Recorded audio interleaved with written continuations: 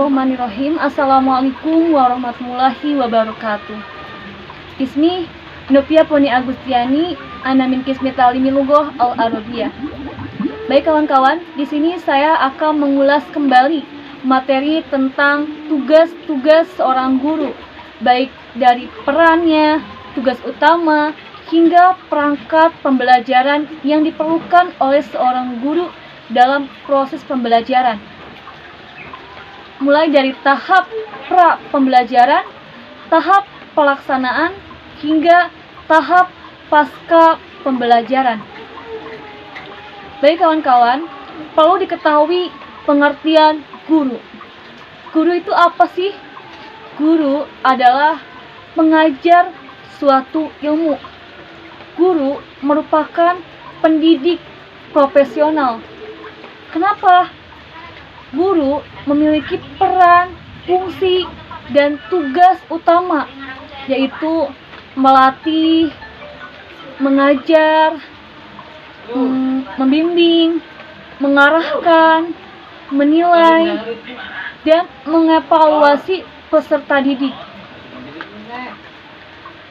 Nah, kawan-kawan, seorang guru ini selain dituntut sebagai pelatih, mengajar, mendidik, dan lain-lain, seorang guru ini harus memiliki pengetahuan di bidangnya yang diajarkannya. Misalnya nih, seorang guru bahasa Arab, dia harus menguasai bidang yang diajarkannya, yaitu dia harus paham nahwu sorofnya, paham bahasa Arabnya, sejarahnya, budayanya, dan lain-lain. Begitupun seorang guru bahasa Sunda, dia juga harus menguasai bahasa Sunda. Guru sosiologi harus menguasai ilmu sosiologi. Dan itu berlaku untuk seluruh guru-guru sesuai bidang yang diajarkannya. Nah, seorang guru dia juga harus memiliki kemampuan atau pengetahuan teori tentang bagaimana mengajar yang baik, mulai dari perencanaan, implementasi, hingga evaluasi.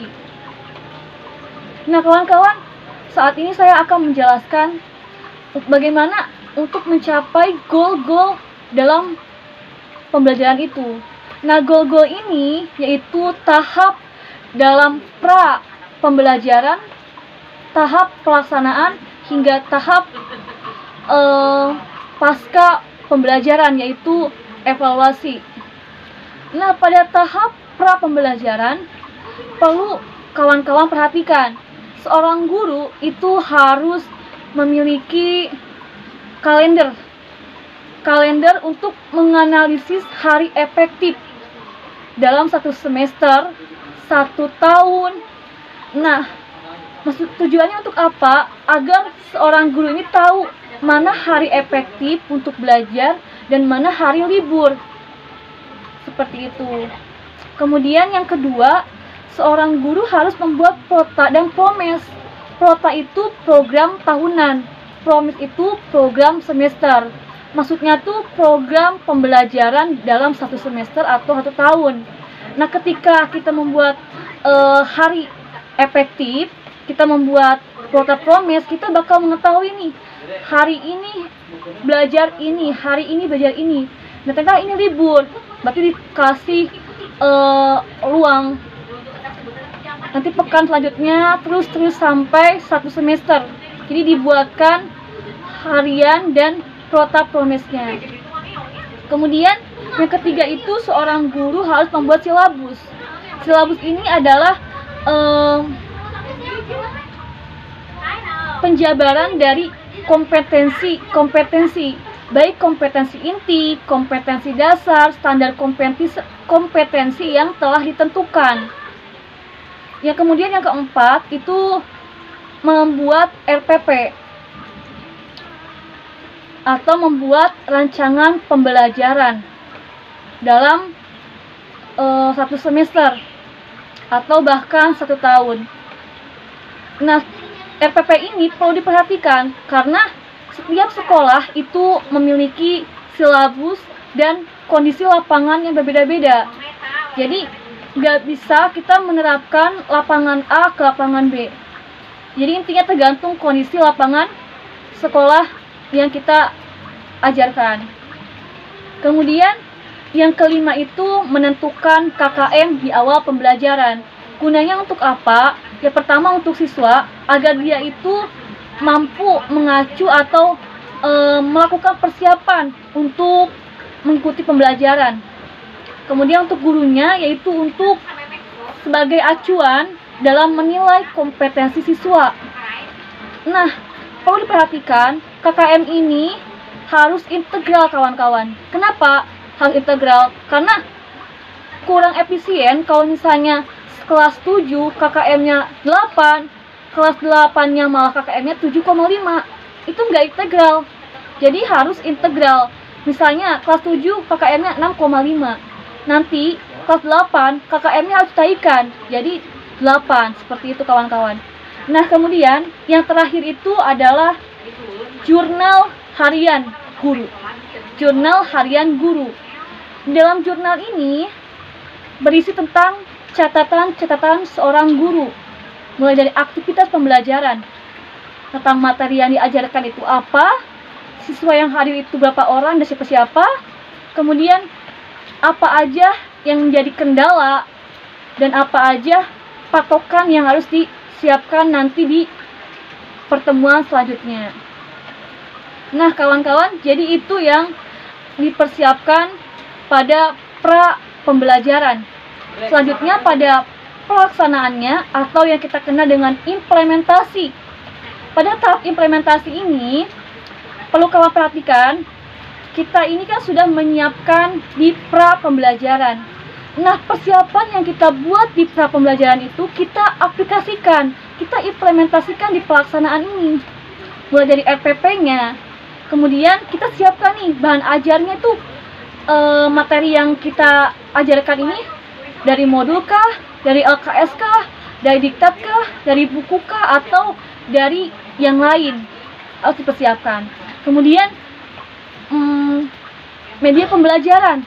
Nah, kita di sini harus menerapkan media pembelajarannya. Media itu suatu media yang digunakan untuk membantu para siswa dalam memahami pembelajaran. Medianya itu kan ada media audio, media visual, bahkan ada media audiovisual. Contohnya media audio yaitu kayak radio, MP3 dan lain-lain, sejenis musik. Nah, kemudian media visual seperti gambar, kartu dan lain-lain, foto ya kayak gitu. Nah, kemudian media audiovisual yaitu media yang ada audionya, ada visualnya, kayak video pembelajaran atau film edukasi dan lain-lain. Kemudian yang terakhir itu kan metode pembelajaran. Nah, pada tahap pelaksanaan ini kita menentukan metode pembelajarannya.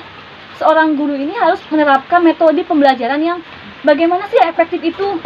Ataukah harus menggunakan metode ceramah, metode diskusi, metode tanya jawab, atau metode demonstrasi dan lain-lain. Banyak banget metode-metode yang bisa digunakan oleh seorang guru.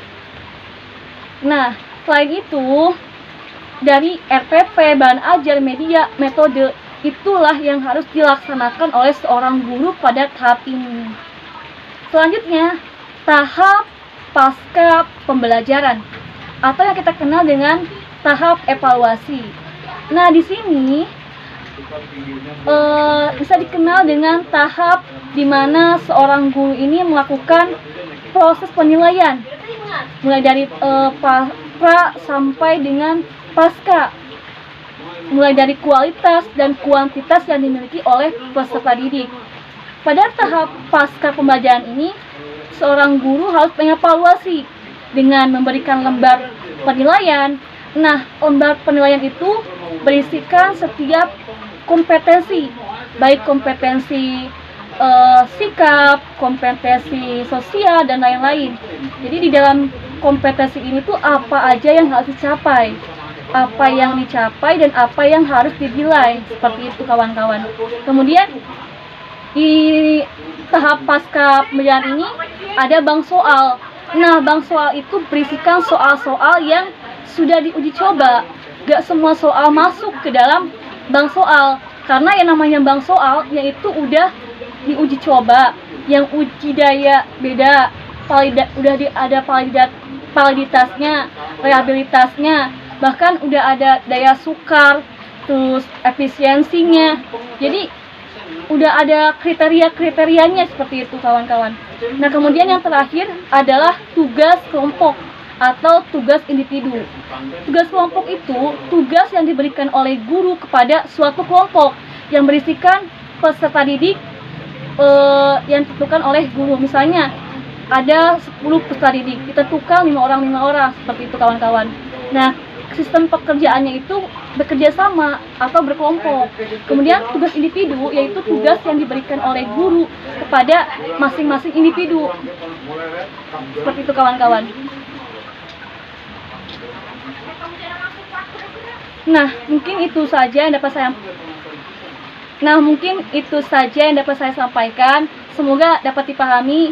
Kurang lebihnya mohon maaf. Ditutup. Wabillahi taufiq wal hidayah. Wassalamualaikum warahmatullahi wabarakatuh.